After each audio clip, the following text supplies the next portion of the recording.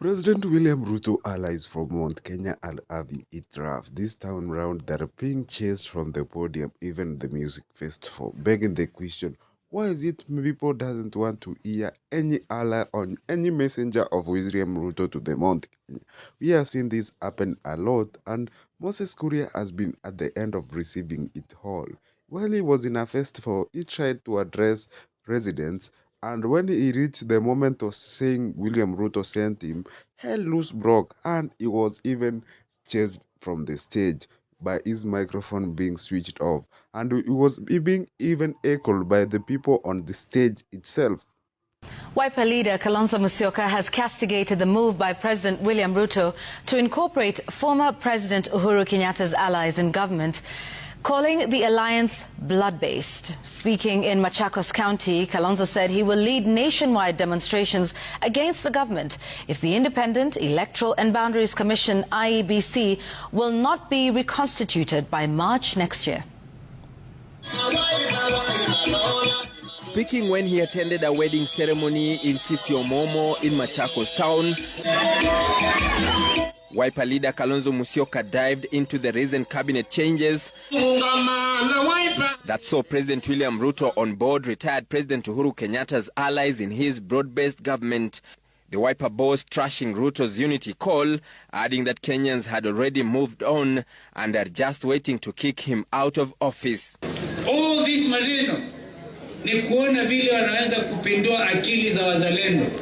Broad based, no, brain based. Even blood based, because bado watoto waliuawa, damu yao ikamwagika, ambao wanakubali kuwekwa kwa hii serikali.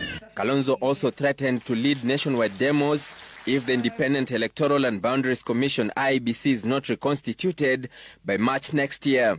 The commission has been without commissioners for nearly 2 years. And I say by the end of March, kama hakuna IEBC, mimi naenda maandamano.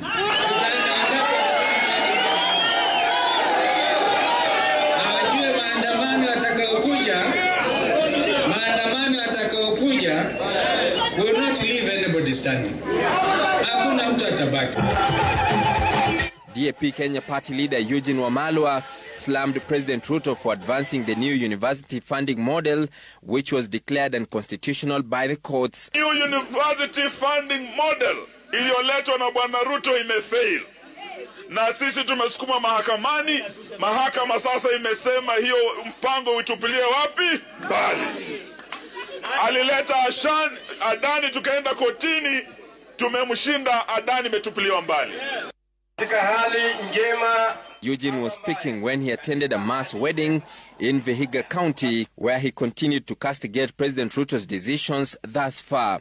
Emmanuel Toh, Citizen TV, Nairobi.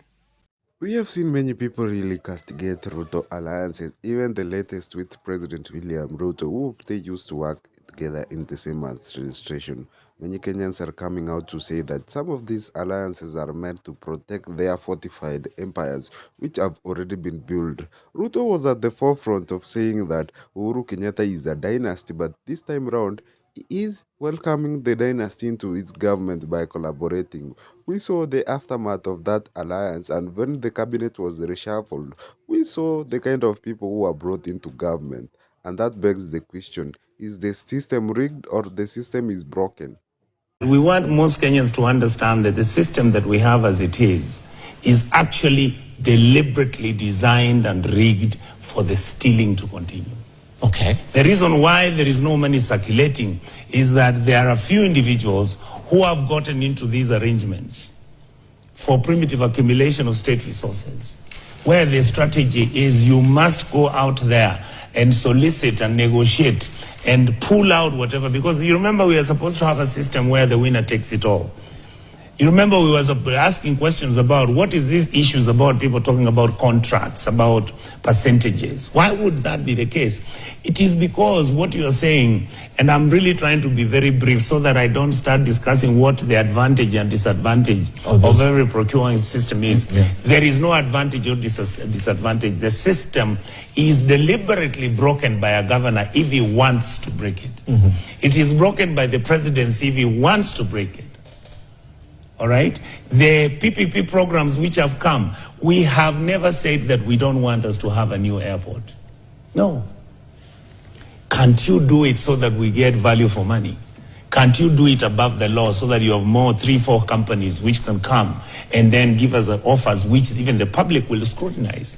Can't you hold public hearings according to the Constitution? So the problem is not the procurement. The problem is how it is done. The problem is the people. Which people? That's the people who are stealing exams for their kids. That system, yes. Ken, is so messed up from down that way, it cascades to the top. Okay. The things, I mean, Ken, how many times have we said, look at about police recruitment, look at teachers recruitment, look at how we are handling.